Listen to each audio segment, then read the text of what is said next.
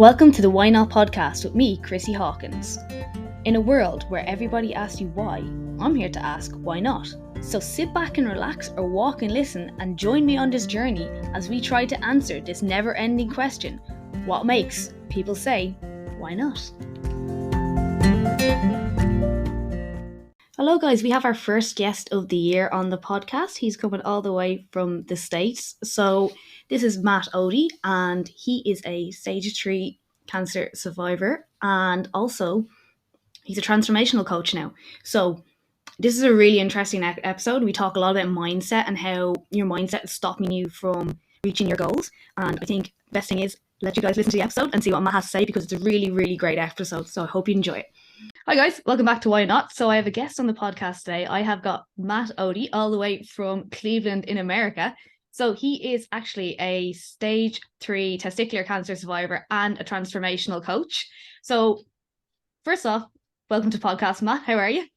Good. Thank you for having me. Excited to share a little of my story, a lot of lessons learned along the way, and just help your community today. So thank you. Brilliant. Thank you for coming on as well. So first off, do you want to tell everyone a little bit about you?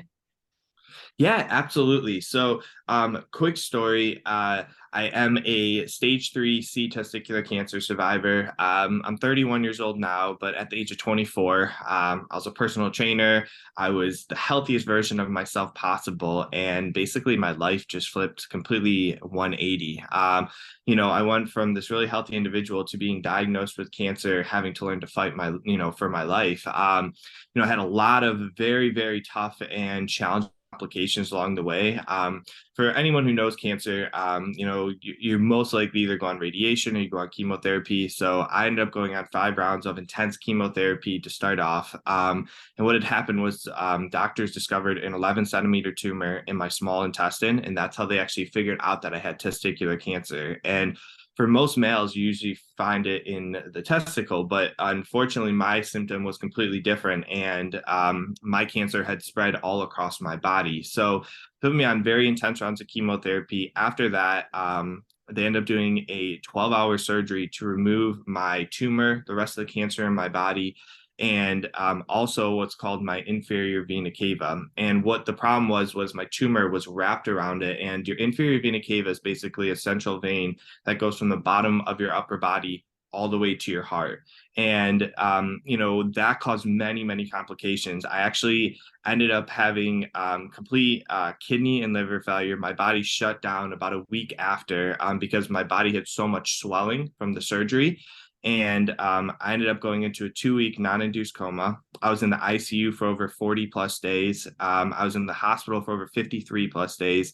I had 5 major surgeries on my stomach, and I had to completely relearn to walk and rebuild my entire life again. And in that process, there was so many other complications, from going into cardiac arrest to going back into another week coma, and just so many difficult moments in my life. But after I finally persevered and, very, a lot of faith, a lot of support, a lot of, amazing medical staff, I was able to use my health and fitness background to really help rebuild my life again. And I think that's a really cool story that I'd love to share today, of just like how I was able to rebuild myself. And, anybody who's on their own health and fitness journey of, wherever you're at, I want you to know that you can overcome whatever situation you're going through. It's going to be hard. There's going to be, patience involved, but I promise you, if you just focus on winning the day and really getting one foot in front of the other, you'll be amazed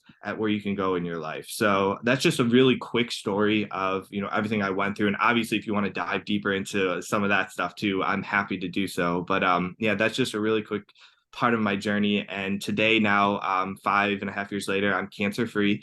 I've rebuilt my strength back. I'm able to work out literally 6 days a week. I do cardio, I do lifting, you name it. And, now my whole entire objective is to help individuals who've maybe gone through something challenging in their life and is now ready to rebuild their self through their mind, through their body, through their nutrition. And that's my, I feel like my calling in life. That's amazing. Like, it must have been like being 24 and being diagnosed with cancer. Like, what was that like? It was, oh my goodness.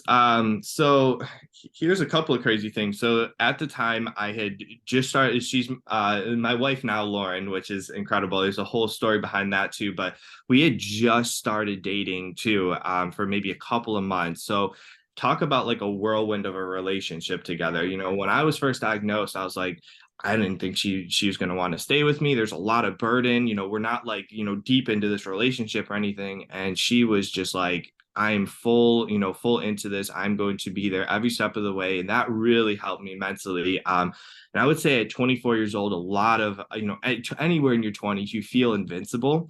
Yeah. And you're also a little naive to ever wanting to go get yourself checked out. And I had a symptom for probably close to 2 to 3 months that I just wouldn't go to the hospital for. And that was massive, massive back pain. And actually, the only reason that I went to the hospital was one night. I ended up puking up blood. I got rushed to the emergency room because I was so dizzy. I was, you know, felt completely dehydrated. They did a blood test on me, found out that I'd lost nearly 2/3 of the blood circulating in my body, which is equivalent to basically being shot with a gun. And that's when they gave me 6 bags of blood, did an emergency surgery to figure out what was causing the bleeding. And that's where they discovered my 11 centimeter tumor. And even then, when they had to give me the news, they didn't know what type of cancer it was immediately. So they rushed me to it's called the Cleveland Clinic, which is one of, thankfully, the top hospitals in the United States. And that's right on my doorstep. I was at a local hospital, so they transferred me over there. And that's where they found out that I had the highest stage of testicular cancer. But I'll tell you right now, like, you have so many things to look forward to in your life, especially in your young 20s. You know, just for me, just graduating college, I had all these big and ambitious goals. I was at the peak of my health, and then all of a sudden I felt like it was taken away from me. Mm. But there's a little saying, and it's everything in life happens for you, not to you. And the whole premise behind it is we're all going to be dealt really difficult cards in life, you know, in our own way.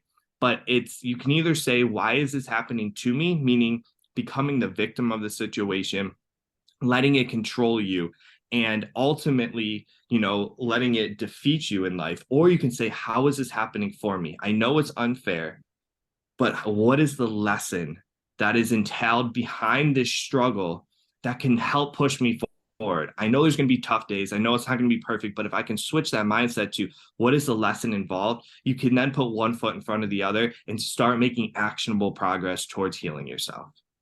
That is that's actually brilliant. What you're saying there, for me, that's a really good like kind of mindset shift from the, obviously I said, being the victim. Um, so this, I just find that really interesting. So the tumor was in your small intestine, but it was testicular cancer. Yeah. How does that work? I'm intrigued by that one.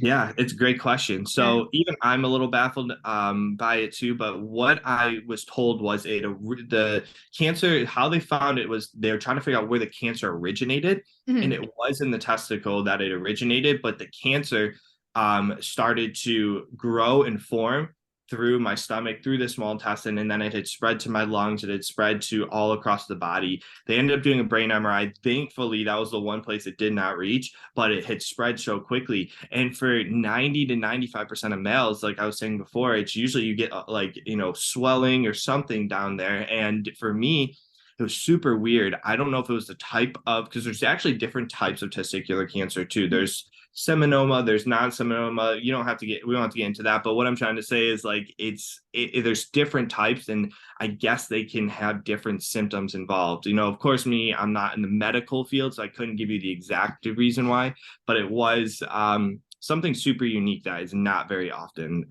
like happens. Yeah, that's, I just find that really like interesting. Obviously, it's not great for it to happen, but it's interesting how that can happen, and like obviously then it's spread, which is obviously not so great. But Mhm. so what did you do then when in your recovery? Like, how long did it take you to kind of be back to yourself? Because I imagine it was a Yeah. long road. So a long time. I'm gonna tell you right now. After all those complications, so this from chemo to my huge ICU hospital stage, all those complications I said was about only a matter of 8 months, which is crazy because I literally went from a 185 pound. I don't know if you guys use pounds or if you use kilograms, maybe. Yeah, we go by kilos I don't really mostly. know what the kilograms would be in there, but put it this way, I lost from pounds, 185 pounds to 110 pounds. So in kilograms, you can kind of try to do the math off of that, but it's a That's lot. near enough to like 40 kilos, but like you can There even you tell go. like 80 in the difference is a lot, or near Yes, 70 in the difference is a lot. Like, 100%. yeah. I lost nearly half of my body weight. We'll go with that. Yeah. And that was just in a matter of months. I went from super fit to the skeleton. Like I couldn't even recognize myself. So I had so much body image issues and so many limiting beliefs in my life of like, oh my gosh, like I'm this like I'm a shell of who I thought I was, just not too long ago. And that was so false because the mental fortitude I was able to overcome was so much greater than anything else that I had done previous to, going through cancer. So for me, the recovery process took probably nearly to be fully healthy, in my opinion, after all of that took probably close to 2 years. And for me, the first thing I'll tell you exactly what I did when I was out of there, out of the hospital, I grabbed two lawn chairs. I had a lawn chair on my one part of the driveway and a lawn chair on the other part. And what I would do is I'd get all my might up, I'd use my cane, I'd walk over to that lawn chair, I'd sit down for a minute, contemplate life a little bit, and then I'd get my butt up and I'd go back to the other side. And this is what I do every day. I would move that lawn chair just a little bit further and just a little bit further. And then one day it was out of the driveway and it was starting to go into the sidewalk. I was starting to walk into the sidewalk and I kept going and going. And then one day I told my dad, I said, hey, don't even bring the lawn chair. I'm going to make it the whole way there and the whole way back. And that right there was like the trigger. That right there was the moment where I was like, if I can do this, then I can accomplish so many other things. And that kind of triggered my mindset towards everything else. And then when I started lifting, I started to grab a 5 pound dumbbell. That's it. I mean, I was lifting way, way heavier. I said I grabbed a 5 pound for a kilometer. I mean, that's like two, Two and a half, yeah, two thereabouts, and a two half. and a half, yeah. There you go. And that's all I was doing. I was just doing like some bicep curls. I was doing a little bit. I couldn't even go over my head. I couldn't do a shoulder press. I was literally just doing bicep curls and maybe a little bit of side raises. That was it. A little bit of lateral raises. And those were the only two things I could really do at the time. Just getting my strength back. And every day I got a little bit better and a little bit better. Then I started to focus on my nutrition. I started to say, okay, what are some calories I should start putting in my body to start gaining the weight back? But I didn't want to go too quickly because they did so many surgeries on my stomach. My body couldn't handle just eating steak and eating chicken, all these higher dense, foods. So I had to slowly start incorporating, some healthy fruits, healthy vegetables, softer proteins into my diet. And for me, having the knowledge was so, so important. And that's why I always tell people the greatest investment you will ever have is into yourself. When you want to make an investment, make it into yourself because you can get like me, I put so much work and it felt like so many things got taken away from me, but the knowledge that I gained could never be taken away from me. And I was able to use that to keep progressing forward. And I always say the three things is you start off with your limiting beliefs. So your mindset, work through any limiting beliefs. Because at first I was so distraught. I was so aggravated. I was ready to have that why me mentality, but I had to switch it because I knew if I didn't, I most likely, even though I was out of that hospital, I most likely would be right back in that hospital and could potentially, have a fatal incident within weeks if I don't take care of myself. So it's kind of almost like a life or death situation. And that was it. So it was my mindset, focusing on my body and focusing on my nutrition and just taking small steps every day. And of course, it was a roller coaster, but I will say this. I never let myself give up. I never gave up on myself. Even though I had days where I'm just like, I don't even want to get out of bed. I didn't just say, hey, I'm completely done. I think for a lot of people, I've seen in a lot of my clients and things like that is one or two tough days can turn into weeks and months if you don't hold yourself accountable, whether it's you, a family member, a coach, or somebody in your life or your faith or whatever that might be to help you continue to push forward. So that was part of the recovery process. And within, months, I was starting to gain my strength back. I was starting to walk a little bit further. And it took probably a full year for my stomach to completely heal. So what had happened on my fifth surgery that they did was it was called an open wound surgery. What they ended up having to do is they had to remove all of my abdominals. So here's another body image issue I have is they removed all of my abdominals, and I had this massive lump on my stomach, and all it was this big mesh over it. And it took a full year for my skin to completely heal over the mesh. And after that, it took about a whole nother year for me to just regain all of my strength and all of my mind. So yeah, that's pretty much the recovery. Yeah, I like the way you said like you put in that there were like days where you didn't feel like it because I was going to ask about that. Do you think your background in personal training and knowing that like everything isn't linear helped you with that? Yeah, 100%. I think it had everything to do with it because for myself, I was a cross country runner before I was into lifting and weight training. So I knew already how to go from skinny guy to more fit, more built person. And for me, it was a lot harder journey, of course. It was going to be a lot more challenging, but I had all the knowledge of what I needed to do. I knew that, if I just stay consistent and slowly progressed in the weight, slowly started to walk a little further, slowly had a calorie surplus, I knew that I would start to gain the strength back. I'd start to get, and this is everything in life. I'll tell you right now, is momentum. When you start to gain momentum into your life, you build confidence into yourself. And that confidence starts to lead to, instead of I have to wake up and do this, to I get to wake up and I get to heal myself. I get to become the best version of myself. And when you see that progress, it's like an addiction. You're like, oh my gosh, well, what else can I achieve? What else can I go to? So I want to let anyone else know who's watching this, just know that, the first 2, 3, 4 weeks are always the hardest because you have to, it's almost like a detox. If you're an addict, well, say, for example, say someone who's an alcohol, has an alcoholic addiction, those first couple of weeks are going to be absolutely brutal because you're detoxing yourself from everything that you were drinking. Well, this is from your mindset, in my opinion. You're detoxing yourself from everything you thought you used to be, whether you're overweight, whether you're super skinny, whether you feel like you need overall fitness. You're detoxing those limiting beliefs. And when you see the actual progress, then all of that courage and all that confidence brings the momentum towards helping you reach your goal.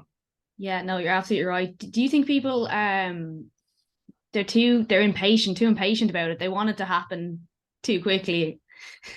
Yes. Oh my gosh. You basically hit the nail on the head. Yeah. Nothing. I will tell you right now, I just told you 2 years it took me to, and trust me, I've been working like crazy. Another you want to hear a crazy part is after those 2 years, 1 year later, I started losing all this weight again. And I'm like, what is going on? I was getting nervous because I thought it might have been cancer. So I got my checkup, I got my cancer checkup, and it wasn't cancer. It was actually diabetes. So I Oh, found out that I found out at the time I had type 1 diabetes and I was losing all this weight. And I'm like, oh my gosh. So literally the past year and a half, I've gained close to 70 pounds back. I was down to about 130 pounds. I'm closer to 195, 200, just because I just love lifting and I love gaining that strength.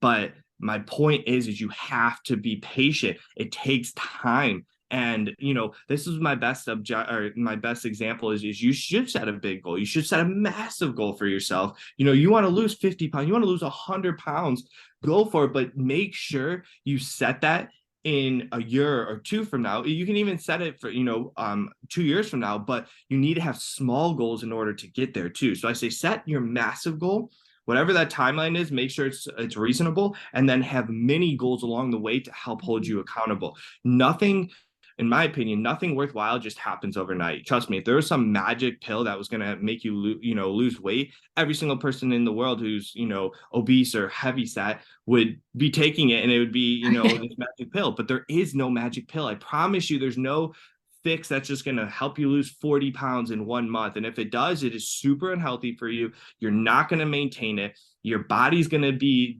nutrient deficient. You need to do it the proper way. And yeah, of course, there's surgeries and things like that. I get that part, but I'm talking about just the natural way. Remember, even if you do get a surgery, it's still, you're going to need to be patient, and it's going to take some progress, but I promise you it's worthwhile. It's not all about the destination, guys. It's about the journey. It's about the journey of getting there. You will be so proud of yourself. I can't even explain how proud of yourself you'll be when you reach that destination. But it won't be the destination that you're proud of. It'll be all of the hard and challenging moments you endured over that period of time. Those small goals you said that you were going to do, is keeping the promises you made to yourself along the way. Meaning when you said you were going to do it, no matter what happened during that day, you got your butt up and you made sure that task got done. That is part of the journey. So I promise you guys, be patient. It's so worth it. You will get there as long as you keep the promises you make to yourself and you stay consistent by just winning the day. Yeah, no, that's so true. I think as well, like when you said breaking it down into little goals, that is so important because I think people do have that goal and they're like, God, that's so difficult. I can't do it. And you're like, okay, but what if you did this month and this next month? And Yep. by the way, add 6 months to that goal. Don't be doing it in 6 weeks. It's not happening. And then you'll get there and you'll notice these differences. You've something to mark by each time, like, oh, I managed that. Oh, I managed that. And they're just like, instead of just seeing this end goal, how do I get there? Yeah, absolutely. And, I'll say this, like the lessons I learned through my 2 years of healing was greater than all the lessons I learned through the other probably close to 8 to 10 years of my health journey before that without, all the craziness, and I'm telling you that the challenging moments in your life is where you get the greatest lessons, that's why I always tell people, I say, the more adversity you're able to endure, the more success, the more brighter your future is because there's just so much value in the struggle, in the pain. And I'm not saying I hope nobody here ever has to go through cancer, but what I am saying is I know you're going through something really challenging in your life if you're watching this and you're like, I know I can overcome this. I promise you, when you do get to the other side, the lesson that you get out of it is far greater than any success that you're just gonna reach. Yeah, no, absolutely. So when did you decide to become a transformational coach? When did that happen? Or was it at the Yeah. end of your journey or No, yeah. So that's another good question. So at the time, and I still am too, I was a wellness instructor and a personal trainer. And what a wellness instructor does is basically I work for a company with around 400 employees, and my whole entire objective is to create a healthy atmosphere for that company. So we offered free personal training to our employees. We do health fairs. We bring in like nutritionists and all these, meditation people, everything, and just create a really fun, like Google like atmosphere for the company. It was really cool. And once I was, recovered from cancer, I remember, I am faith-based. I don't push faith on anybody, but I just remember like praying and asking God. I was like, what is next? Like, I think a lot of us can attest to that when we go through something really challenging in life. On the other end, it gives us a new perspective and it gives us like a feeling of a greater purpose and vision in life, almost like a second chance. That's what I felt like. I felt like I had a second chance, and I'm like, I'm doing right now is fulfilling, but what I feel God and what I have next is so much greater in store for me. So I said, what is next? So I started to look up YouTube videos of just like motivational videos, things like that. And I came across, it was really weird, but I came across this entrepreneur, and his name was Ed Milet. And just a very positive entrepreneur. He was doing a podcast, and it really caught my attention because it just said like broke to 400 million. And I was like, whoa, that's crazy. Like I'm like, okay, how did he do it? And the whole video had nothing to do about money, and it had everything to do about all of the struggles he went through to get to where he was today. And I'm like, holy cow, like this put like a thought in my head of like, okay, how do I use all of the struggles I went through to then start helping other people? And the craziest part was him and another entrepreneur were starting this just mastermind group. They were just starting this group literally right after I was watching the podcast, like a month later. So I joined the group and I had no idea what I wanted to do. So what I ended up doing was I just joined the group, and everybody's in the group. There's, hundreds of people, and they're like, well, what do you do? And what do you do? And I'm like, well, I don't know what I want to do, but here's my story. And this is where the power of a story comes into play. I started sharing my story to everybody, and they're just like, what the heck? How, like, are you not a speaker? Are you not a coach? Like, what are you not doing? I'm like, I don't know yet. I literally just recovered from this. They're like, okay, you need to try this and try that. So I tried speaking. I loved it. I did speaking for a little bit. And then I was like, okay, well, I don't really feel like constantly traveling, constantly going everywhere. And I'm like, I can use my time a little more wisely. So how can I make just as much of an impact but not having to travel? So then I started to look on the online space, and I was like, okay, how can I do online, coaching? And that is when I was like, all right, well, what is something that was super meaningful to me that I have knowledge in that I can help somebody else with? And this is what you should look at if you're trying to venture off and do something with your life. What do you have knowledge in? What is an experience that maybe you overcame that is meaningful to you that you think could help others? And they would want to give you something in return. And that was me saying, okay, how do I help other people? It doesn't have to be cancer, but how do I help other people transform their mind, transform their body, transform their diet, their nutrition, so that they can heal through whatever experience they've gone through. And I started a Facebook group. Originally, it was with cancer patients and survivors. I grew that Facebook group to about 6,000 members in about a year. Incredible group, still have it. It's a very amazing group. If you have been impacted by cancer, I'd love to have you get into the group. And then I just started a group recently where we have a couple hundred members in it. Literally just started a couple weeks ago, and that whole group has all been about transforming people's lives. Now I've been helping others before that group, but now I'm just like, I wanted to make it even more impactful. So how I really started was getting in front of the right people, sharing my story, and not being afraid to have an open conversation of where to go next. And I think I always say this: you are the average of the five people you are around in life. And if you're around people who are constantly bringing you down, constantly thinking, oh, if I couldn't do this, why, why could Matt do this in life? Or why, and it just drags you down. You have to be in front of positive people that are going to want to see you succeed, that are going to want to uplift you in life. And unfortunately, sometimes it might be the people that you thought you were closest with, family or friends, that will drag you down a little bit because some of them think that they're protecting you, and the others are, not to be mean, but can be so selfish that if they can't see themselves succeed, they don't want to see you surpassing what they are already accomplishing in life, and they don't care what it'll take. They will drag you down, have you, there's nothing wrong with going out every once in a while, but they'll want you to be drinking every weekend. They'll want you to be, constantly talking about glory days. They'll be always gossiping about people. You got to get out of that situation if that's what you're in right now. If you want to make some massive changes in your life, surround yourself with a group of people, or even just one person that's going to want to help you succeed, and you're going to want to help them succeed as well. That was the key to me figuring everything out. Actually, that's the dragging people down. That's a really big thing over in Ireland. We've like a little bit of a culture of begrudgery. So, someone's doing well for that. Look at them. They used to be grand, but look at them now. Yeah, That's it's crazy. I think if you just got to get out of that toxic situation. If you see people like, and the worst part is a lot of times you don't even know because they're talking behind your back a lot of times. So they're friends or things like that. And they're like, oh, look at that person. Like they actually think they can do something bigger with their life. And it's like, you'll read through it eventually. But if you do read through it, get out of that situation as quick as possible. yeah. The thing is as well though, even if they're not saying about you, what are they saying about other people? Hmm? It gives you a hint what they're going to be saying about you as well. You got it. 100%. Yeah. What am I thinking there? So people when clients come to you, what do they come for like initially?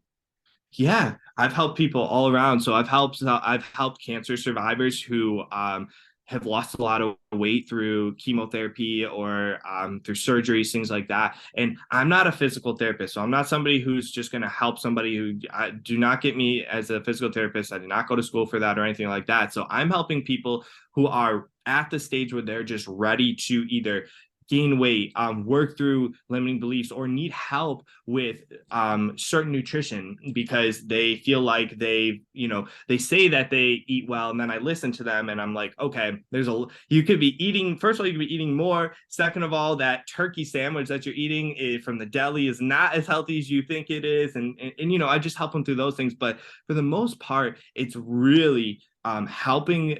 When they come to me, they have a lot of limiting beliefs to start off with. I will say that the first thing I always work through, no matter who it is, I don't care if they seem like as positive as they can possibly be, I first tackle what are the hurdles that are not allowing you to reach your goals. A lot of the times it could be their own self-doubt.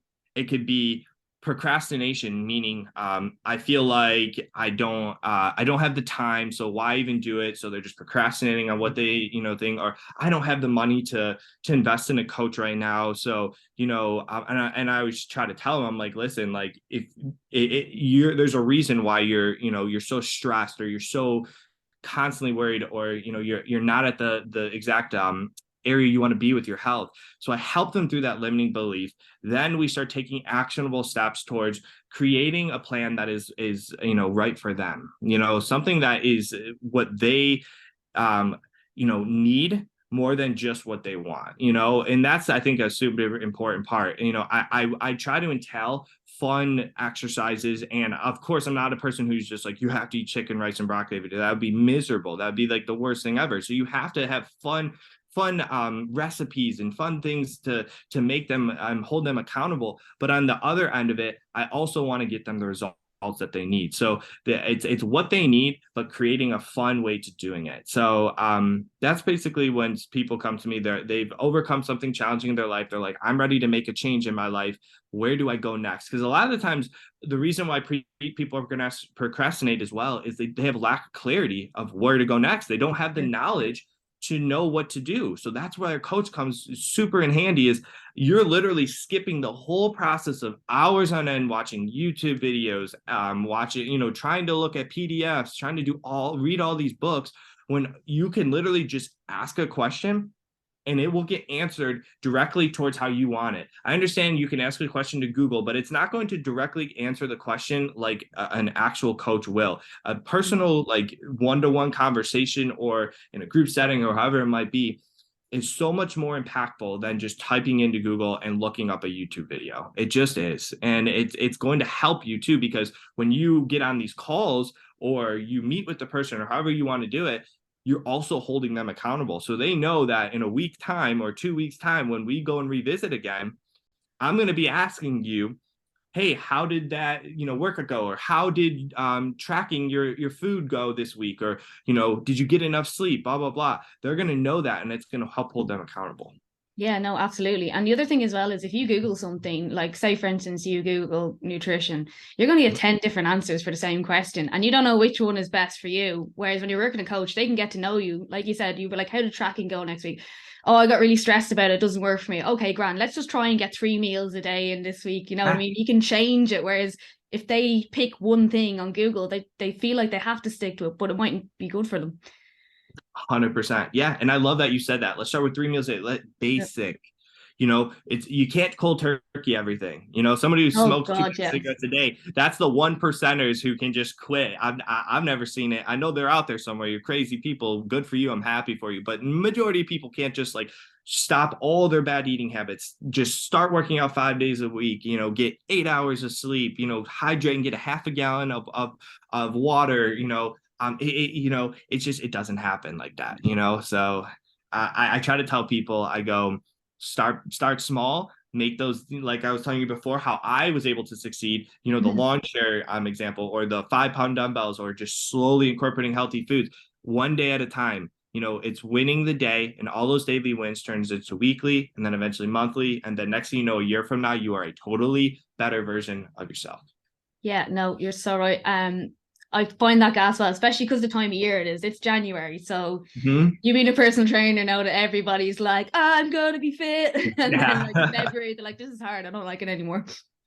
It only takes 2 weeks too, if that. It's Yeah. one or two bad days, and they're like, see you later. Done. And it's like, no, this is what a coach is for. We're here to hold you accountable. We don't want you. Do you want to be the same person you were last year? No, you clearly don't. You wouldn't have set a goal if you didn't. Like, you wouldn't Yeah. have set a resolution or whatever it is. So Are all the like transformation stuff, as in like not you say transformation coach, but like say 6 week transformations and stuff like that? Is that as big over in the States still? huge. Well, it's more marketing for everybody, Yeah. and it's like, oh, 6 weeks transformation, lose 20 pounds, blah, blah, blah. And it's like so specific numbers without even knowing who the person is, in my opinion. Can you lose it? Of course you can. I mean, like, yeah, is it possible? Is it probably a decent way to market? It is. I don't market it that way. It's just personally me, but Okay. there's a lot of people who do market it that way, that go 6 weeks or 6 months. Now, my coaching program doesn't tell like a 3, a 6 month, and a year package. Like,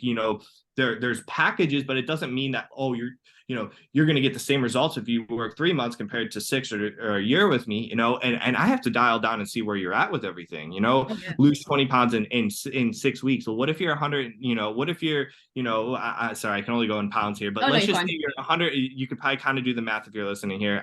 Say you're 150 pounds. You don't need, and your goal is to, eventually get to, one four or 135 or 130. It's not going to be as easy as someone who's 300 pounds and is trying to get to 150. They're going to lose that 20 pounds in a week. The other 100%. people, to get to that 130 is going to take months, because there's a certain plateau that you're going to have to fight through. It's not that simple. So every person is different, and you have to kind of work through that, and you have to see how your client is. So for me, I don't like putting specific numbers on specific times, like, oh, we're going to definitely do this. Now I would like to have somebody have a goal, like, hey, 6 months from now, our goal is to lose 20 or 30 pounds, and let's do it the right way. And if we reach it before then, awesome. If we have some hiccups along the way, no worries, it might just take an extra month or two. Totally okay. Yeah, no, that's absolutely like brilliant the way you're saying that as well. And like even say, for instance, it depends when you're saying someone lower, say like I would be in around 127, 130 pounds, I think. I can't lose 20 pounds. If I lose 20 pounds, there'll be none of Yeah. me left. Like, Right. like, and there are people who are going to these transformations who are slim and small and they want that because they think it'll make them look really lean, Hmm. but it won't. Yeah. And you got to look, I mean, some people look at like these bodybuilders and stuff like that. And I'll tell you right now, what they go through, trust me, 99% of you don't want to have to go through that. Unless you're actually doing a show, you don't want to get to that 4 or 5%. It's not healthy, first of all. It's almost unattainable. You're basically doing strenuous amounts of, um, lifting and cardio on top of a calorie deficit, and it's just really, really tough. So you want to be at a healthy weight, you want to feel good, you want to, of course, look good, but it's going to take just a little bit of time. Yeah, it's somebody such as yourself, you just want to be healthier. You probably don't need to lose any weight. You just are like, hey, I just want to continue to maybe lean out, and I just want to continue to stay a healthier version of myself. That's it. And that's the power of having a coach, of just helping you towards your actual needs, and not just, oh, 6 month transformation, lose 20 pounds. Yeah. No, I like the way as well you say you have 3, 6 in a year, and you need at least that 3 months to actually start to make a mindset shift. Because even if it is just like, say, talking about fitness, people don't realize how much of it is your mindset, and it's not just, oh, you just lose weight and everything is perfect again. Yeah, it is. There are so many. The true reason why you don't make progress in life is right up here. I'm telling you, you are making stories in your head, telling yourself you're not good enough, whether it's through other people funneling nonsense into your mind, or your own limiting beliefs of, I'm letting my past dictate who I am now and who I'm going to become in my future. Your past should never dictate. Your past should only be a lesson. I look at it this way: don't let the past can, if you constantly only worry about your past, it's going to cause a lot of depression in your life. If you're constantly always worrying about your future, it's going to cause a lot of anxiety in your life. So the only thing you should be doing is using your past for a lesson, using your present for 95% of your life, and then using your future to plan for how you want to become a better version of yourself. And that is where you will work through the limiting belief to really get to where you need to be in your life. Yeah, no, that's so true. What do you find are the biggest roadblocks your clients come across? Yeah, number one, I would say is they always say, I don't have enough time. I would say, oh, I have kids, I have a job, I'm just so busy. By the time I get home, I'm just worn out. I'm just beat up. I don't want to do anything. And then it's just this vicious cycle. And I go, listen, the the comfort you may feel in the time that you get to just lay around and watch Netflix, I promise you, the regret of you not becoming the best version of yourself will outweigh that comfort at every single day. And there's a reason why you're coming to me. If you're not asking for a coach, you're not making goals or whatever, chances are, not to be mean, you've kind of given up on yourself. But I know, this is what I tell my clients, that I know you came to me for a reason. I know that you are looking for a coach because you are sick and tired of being where you're at. So stop letting your time, stop letting your lack of energy. I promise you, if you start working out and you start eating healthier, your energy levels will start going up. And there's always time to find 45 minutes in your day to get some type of physical activity. I promise you, if you just look at your calendar and see, what am I doing? Yeah, okay, I work 8 hours of my day. Okay, what are you doing the other 12 hours of your day? What are you doing for that? What are you doing? Or the other 16 hours of your day? What are you doing for the other 16 hours? Chances are, of course, you have to sleep, but then it's either watching Netflix or, I got to take care of the kids or all that. Trust me, there's 45 minutes where you can find time for yourself. And if you can't, not to be mean, you should sit down and you really need to prioritize your life, in my opinion. If you can't find 45 minutes, that's all I'm saying. And it doesn't even have to be every day. It could be 3 to 4 times a day. And as for, and then it goes to, well, I don't have time to cook and do all this stuff.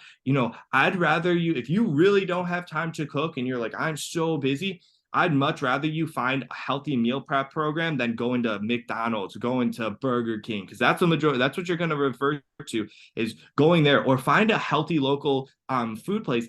And I promise you, the extra $4 or $5 that you're spending on this food, this healthier quality food, will make a massive difference in the long run, so that when you're older, you don't have all these medical bills. You don't have a future where you can't spend with your grandkids or your kids, or you can't, or a spouse or significant other. By the time you're 65 or 70, you want to be able to still have a full life ahead of you. A lot of people, especially if you have a job and you're planning on retiring around 60 or 65, I promise you don't want to get to that age and be like, oh my gosh, I have to go to the doctor every single week because I have high blood pressure. I'm a type 2 diabetic. I have my cholesterol levels through the roof, so I have to constantly get checked out. No, you do not want those problems. I promise you that. So instead, take care of your body now and focus on whatever age you're at. It's the best time to start is today, and just eliminate the time excuse, eliminate the energy excuse, and just focus on where you go next. So that would be I would say the biggest thing I see from a lot of people. And then the money aspect, if you're trying to hire a coach, everyone's like, well, that is probably one of the biggest reasons why they're hesitant to hire a coach. Well, what if it doesn't work and I spent all this money on a coach? Well, I'm going to tell you right now, if you're working with me or you're working with Chrissy, I promise you, if you do the things we tell you and you actually follow through with them, you will get the results. I promise you that. The reason you may not get the results is you are saying you're doing something, but you're either half-assing it or you're not doing it at all. So Yes. that is on you. So we're here to hold you accountable every week. We're here to help you when we can, when we're with you, and we'll do our absolute best. But you have to remember, any change in life ultimately starts with you. No matter who it is, you could have the greatest coach of all time. They still can't make you change. You have to be the one to change. So I promise you, by spending that money, it's going to be the best investment you ever spent, because it's your health. At the end of the day, without your health, nothing really matters. You can have $1 million, $10 million, $100 million in your bank account, but if you get really sick one day because you didn't take care of yourself, all that money doesn't mean anything to you. You will spend $100 million to heal yourself if that's what it took. If Yeah. that's what they said is, I need $100 million, and you have to, you're like, here it is. I don't care, because without that, life is meaningful. So you need to be able to take care of your health. Your health is so important. So that's why I say it's one of your most important investments that you can make in life. So Yeah, no, absolutely. And the hard thing as well is like getting people to realize that, because it's almost like until they're in that situation, they won't do anything about it, when you could mhm. actually avoid the situation altogether. It's so true. Yeah, it is. And that's the sad part, is a lot of people will let themselves get to the situation to make the change. And that's why we're here explaining now. I promise you, make the changes now. Yeah, you may not have high blood pressure right now, or cholesterol, or you're not insulin resistant or things like that right now. But I promise you, you're going down a bad road and you're constantly eating unhealthy foods. You're not doing any physical activity. You're on a road that you don't want to be on. You're on a path that is going to lead to a lot of complications in the future. And I promise you, you're going to look back, and like I said before, the regret of you not taking care of your health is going to so far outweigh the comfort that you had of just sitting around and watching Netflix. The best, I feel when I get a good workout in, I feel like I had a great day of coaching and working. Netflix is 10 times better than if I Fair, don't yeah. do things. I'll tell you right then. Me having Netflix and having one little, cheat meal, like some popcorn or something, that is a way better day than me not doing anything. So I'm not saying you can't do any of that stuff, but I'm telling you that it'll feel a lot more gratifying and a lot more, just you'll be a lot more proud of yourself when you sit down and you're like, wow, okay, I deserve to watch Netflix right now. So Yeah. I even find even when I have a shit workout, at the end of it, I'm like, at least I did it. yeah, You know, it's hard not to absolutely. like feel good about it, even though you're like, that wasn't what I could have done better, but I'm too tired, or it's Yeah. sometimes that Absolutely. And happens. then, of course, there's also times where it's like, okay, when you need to give yourself a rest too, of Mhm. course. But like there's days where you push through it as well. The days like you push through it are possibly the days that are going to help you succeed the most. You may not have the progress, technically that you're looking for, but the mental fortitude and the strength you'll endure of the next time that you are thinking of or possibly having an excuse to not quit or to not do the exercise. You'll look back at that moment and be like, oh, okay, if I was able to do it then, I can definitely do it now. And then there's of course days where you're just like, okay, I'm sick, or my body is depleted. Yeah, give yourself some rest. Of course, your body needs the rest, but when you're either making an excuse or you can still go to the gym or go for a walk or whatever it is, or if your body really needs to take that rest, that.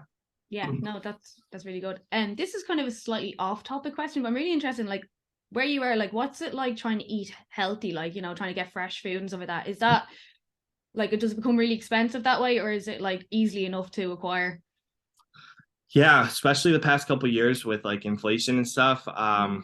Food prices here has just been it goes up and up and up. But I mean, you can still I'll tell you right now, you know, by me buying healthy foods such as lean proteins and vegetables and fruits, yeah, is it going to be a little more expensive than just getting, microwavable foods and all that other junk? Yeah, of course it will be a little bit more expensive, but like I was telling you before, the long run of all of it Totally by worth it. far is going to save you money. By far is going to cut all the costs of any medical or bills or just like having a quality future ahead of you. So trust me, spending the extra $20 or $30 on quality healthy foods is one of the best investments you can ever make on yourself. And for me, I try to stick to here's my basics are I stick to either a lean protein such as lean meats, lean fish, or I'll even do I'll do a protein powder or a protein bar if I'm on the run. And that helps me. I try to get protein in all of my meals. Even eggs is a great source of protein as well. And then when it comes to fats, I stick to healthy oils. So stay away from like canola oil, stay away from a lot of vegetable oils because that's actually not really good for your Over gut here. health. Would you say? I don't think we have canola oil over here actually. Good. That's great. Yeah. You want to know why we're so? You want to know why the U.S. is so obese? Is because we they. I don't want to get into that part, but I really don't trust a lot of our FDA food organization. They Yeah. everywhere you go is colorful boxes, and come to the U.S. and see the portion sizes you get Oh, compared I've to. seen it. I haven't been in It's a long time, but yeah. insane. Go to McDonald's, they're like, "Oh, you want a large fry?" It's like up to here, and it's just like there's a reason why we are probably one of the most, if not the most obese country in the entire world. Because number one, it's a lot of it is just unhealthy portion sizes. It's unhealthy foods. They trick you into thinking something's healthy. They'll be like, "Oh, it's organic." The classic word organic. Of course, I like it. Try to stick to more organic vegetables and fruits. But then you'll see boxes that say organic this or they'll say gluten free or all these other things, and it's like all they're trying to do is they're trying to have these big words to make you feel like it's healthier when really in the grand scheme of it it's not. it's Yeah, it's there's a bit of that you here. have to stick to your basics. You stick to fruits, stick to vegetables, stick to healthy things that are on the outside, stick to the healthy things that are mostly on the outside of the grocery store. And then there's very few things, but there's a few things that you can get on the inside, such as like olive oil, I think the best food or the best oils to cook with is avocado and coconut oil. I cook with olive oil. I hear it's not the best, but coconut and avocado is a little better, but still, all three of them are healthy fats. Sticking to healthy carbs such as berries and bananas and things like that. Stuff with a lot of micronutrients in it. And micronutrients are just your vitamins and also minerals and stuff like magnesium and things like that.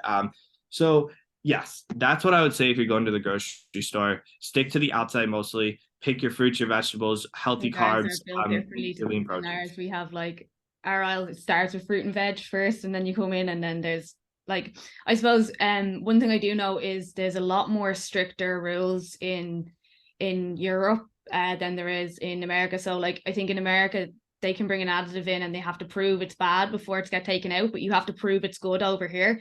So a lot of the additives, a lot of the dyes are already banned. Um, Yeah. so it is very strict. There is still quite a lot of fresh stuff, but there is like the meals as well, like ready meals and stuff like that as Mm-hmm. well. But thankfully that's quite available over here. It's nothing like it is probably in Ireland. I promise you that like here we have like what's called red 40, which is like literally like can cause like massive complications. It's found in like hot Cheetos and Mm. drinks like Mountain Dews and all that stuff. It's funny because the ingredients are slightly different in certain countries. They really don't, in my opinion.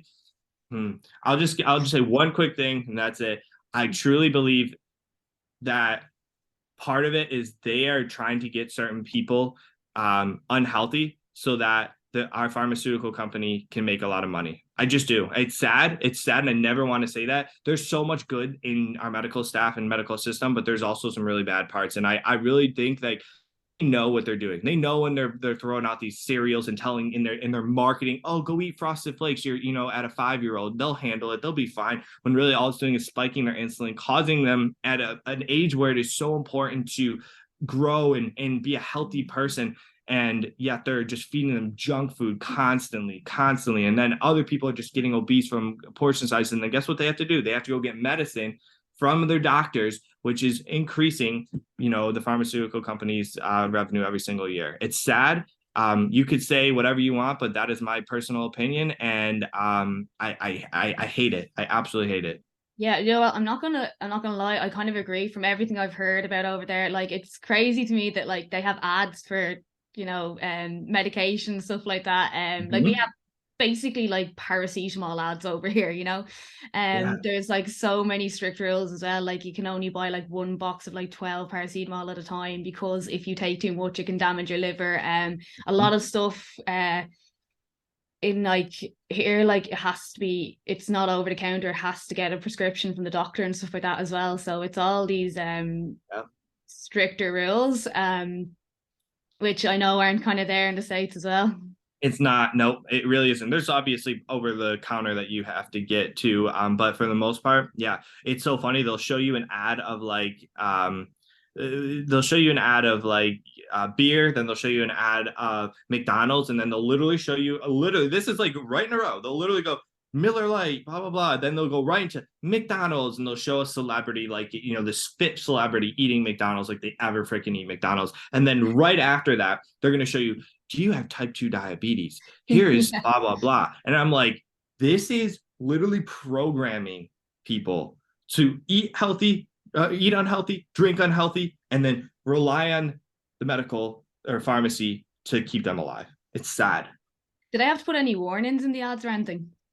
Yeah, that's like this big. Yeah, we that in Down McDonald's there, ads. right down Jesus there. Christ, And they do McDonald's it for ads. like 3 seconds at the very end when they have these really big like pictures, or they'll Yeah. have like they'll show somebody like doing something crazy, like diving off a cliff because they're healthy now and they don't have type 2 diabetes, so they can go and do adventurous stuff. So they'll show this adventurous person and everyone's intrigued on the adventurous person, and then right down below, blah blah blah blah blah. And, whatever that the side effects or the be cautious of this so that you don't get this or whatever.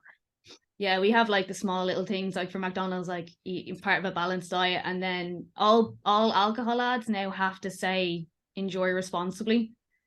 Yeah, a lot of them do here too. Yeah, I think they say enjoy responsibly or be careful.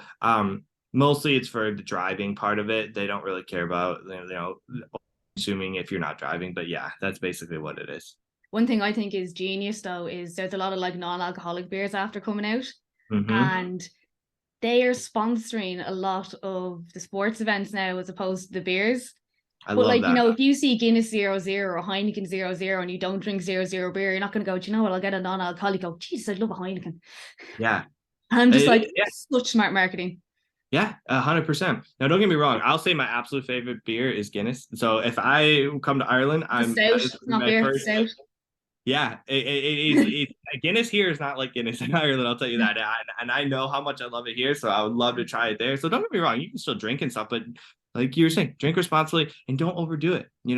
I'll enjoy a few pints or a couple of glasses of Guinness, and I'm good. I can feel good. I don't have a hangover the next day, and I'm able to not have to do it every single week or 2 times a week, and it really depends. If this is something that's controlling your life, then I would say never drink it. But Oh yeah. I guess what all I am trying to say is it's not that you can never have like a fun treat or you can't have some alcohol. I'm not trying to say any of that stuff. What I am saying is don't rely on that and don't let especially if you're in the US, don't let these commercials or these end organizations fool you. Yeah, no, that's fair. Like I would drink, like I'm currently doing dry January because I do that every year, but like it is there is a bit of a culture, a very big drinking and pub culture in Ireland, which has kind of not great. They're trying to like not stamp it out, but they're trying to stop people drinking so much and putting minimum pricing and alcohol and stuff like that. But it's not really working. It won't work. Yeah.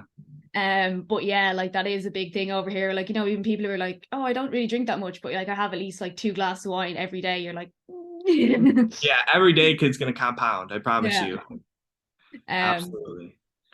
yeah, it's crazy. I was just interested to hear about all that stuff, like just hearing it from someone who's actually in the States, because like I read about it and stuff like that, but I like to hear the actual what it's like. It's all true. I promise you. And they'll even hide some of that stuff. There's going to be stuff that you won't ever get to see because the US doesn't want people to know, like, that, they're doing these things. They really don't. Don't get me wrong, too. US has a lot of incredible things that,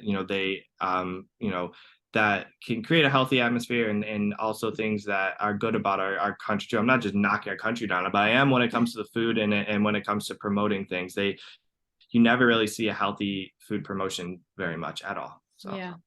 One thing I thought was interesting, you said earlier you're like a wellness instructor or something in a company. That's something that we don't have over here. And they're Mm. starting to bring in like wellness weeks, or where they try to get people involved in some exercise, or like they might get them to yoga or something like that, or get the odd talk. But like someone Yep. dedicated to that is very uncommon over here. Yeah, I'm telling you, productivity level goes up in your company, sick days go down in your company. Um, Culture is Mm. when it comes to a company too, culture is almost everything. Culture starts to come together, people start interacting more with each other because you're doing group activities, and word of mouth. People start to talk more about your company because they feel like they're not just a number. They feel like they're part of something bigger, that we actually care about them and we want to take care of them in so many other ways. So they're going to refer to you as like, wow, did you see this company that's doing all of these incredible things on top of you getting to be an employee, benefits you're getting? And that right there too, I mean, that people underestimate it. And I think it's going to be in the next 10 years, you're going to see countries all over the world, their businesses doing stuff like that. Yeah, no, it's definitely something that's on the rise. How you were saying with the group activities, that's something funny. Like you'll always have that in like Irish companies. There's like, if you have to do those things where you introduce yourself and stuff like that, everyone hates them. Yeah. They're like, Yeah. don't make me do it. I'm not doing it. Right. Yeah. You don't have to introduce yourself in my company. We don't do it to where like, oh, it's a big group and you have to introduce yourself and all that. Tell Like something we about you. See yeah, everyone right. doing that. No, yeah, it's nothing like that. It's like more or less like if you want to be like in a court, like we do what's called corporate challenges basically, and we allow all of our employees, and it's just like a step challenge, getting in like 10,000 steps throughout the day, or getting in, when we do like a check, like this year for January, we're going to do like a checklist. So you have your physical fitness, you have your mindset, you have your nutrition, and then you also have your financial aspect of it. So those are like our 4 pillars of wellness. and there's categories in each of them, and it's basically a checklist for our employees to go through each week, and if they get certain amount of checks, or if they check off certain amount of boxes, they enter in for a raffle for prizes, and you can win really cool prizes such as Amazon gift cards, things like that. And at the end, the top three get some really cool prizes. We've given out Garmin watches, we've given out Apple AirPods, we've given out like really cool things that just help you live a healthier lifestyle. We've given out free pairs of shoes, you name it. So Yeah, no, that's really good, because like obviously you'll get the competitive people who'll get into a cause of it, and then after that they'll be like, actually, maybe I'll keep doing this. yeah, it's great. So keeps you accountable. Yeah, no, that's brilliant. I think that is everything I have to ask for you. Awesome. Before you go, can you tell everyone where they can find you? Yeah, absolutely. So if you go to my website, you can find me everywhere on there. So it's sorry, I was thinking of my email. So it's Matt Ode, MATTODE, speaks.com. So if you just go there, I'll have all my social media. I have my Instagram, I have TikTok, I'm on Facebook. If you're looking to join a Facebook group, especially the health transformational Facebook group, I'd love to have you join. You can just click on the Facebook icon and send me a direct message. Say, hey, Matt, I saw you through Chrissy's podcast. I'd love to have you join the group. I'll be happy to get you in. But it's mattodespeaks.com. If you are looking ever for a speaker or anything, you can reach out to me there too. So yeah, that's where everyone can find me. Brilliant, deadly. And for guys, you can find me on Instagram. It's Christy H Fitness, or my other Instagram, which is at Strong the Saddle with an underscore. And then I'm on TikTok at Strong the Saddle there as well. And also my website is www.chrissyhawkins.com. So I just want to say thanks again for joining us today. Thank you, Chrissy. I appreciate it. Hopefully, your community got some value from this. So.